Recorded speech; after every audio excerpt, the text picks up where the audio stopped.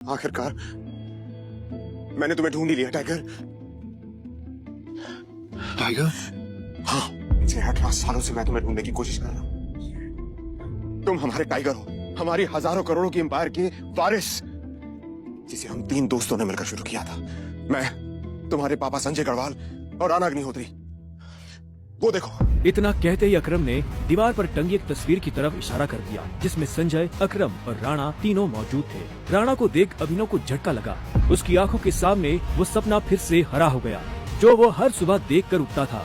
उस रात अभिनव के पिता को जिस आदमी ने गोली मारी थी वो राणा था। अभिनव की जिंदगी रातों रात पलट चुकी थी। उसके साथ जो हुआ उस पर उसे अभी तक यकीन नहीं हो रहा था। उसके हाथ में अपने पिता की तस्वीर थी, लेकिन उस तस्वीर में वो गुस्से से भरी निगाहों से राणा को देख रहा था। अगर उसका बस चलता तो वह अभी के अभी अपने पिता की मौत का बदला ले लेता। मैं तुमसे पूछना ही भूल गया, इतने सालों तक तुम थे कहाँ थे तुम? पापा के जाने के बाद मैं एक अनाथ आश्रम में पला बढ़ा। कई सालों के बाद वहां से निकला, काम करने लगा ताकि पढ़ाई के लिए पैसे जोड़ सकूं। लेकिन इस दौरान आप लोगों ने मुझे ढूंढा क्यों नहीं? टाइगर, ऐसा नहीं है कि मैंने तुम्हें ढूंढने की कोशिश नहीं की। जैसे कि मैंने तुम्हें बताया कि तुम्हारे पापा के जाने के बाद माफिया वर्ल्ड में अफरा तफरी मच गई थी। हम उसे भी संभाल रहे थे और तुम्हें भी ढूंढने की कोशिश कर रहे थे, लेकिन वक्त के साथ साथ तुम्हारा चेहरा भी बदल रहा था, इसलिए तुम्हें ढूंढने में बहुत मुश्किल हो रही थी। फिलहाल अब तुम मिल गए हो।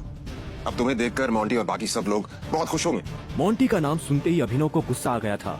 मोंटी एक गद्दार का बेटा था। अभिनव ना तो उस गद्दार के बेटे से मिलना चाहता था और ना ही बात करना चाहता था। लेकिन पापा ने तो मुझे कभी इस माफिया ग्रुप के बारे में कुछ बताया ही नहीं। वो चाहते हो तो मुझे बता भी सकते थे। तब तुम बहुत छोटे थे, शायद इसीलिए संजय ने तुम्हें इन सब चीजों से दूर रखा। लेकिन मेरा यकीन मानो, मैंने तुम्हें ढूंढने की बहुत कोशिश की। अब तुम मिल गए हो तो मुरझाया हुआ द माफिया किंग फिर से जिंदा हो जाएगा। चीयर्स।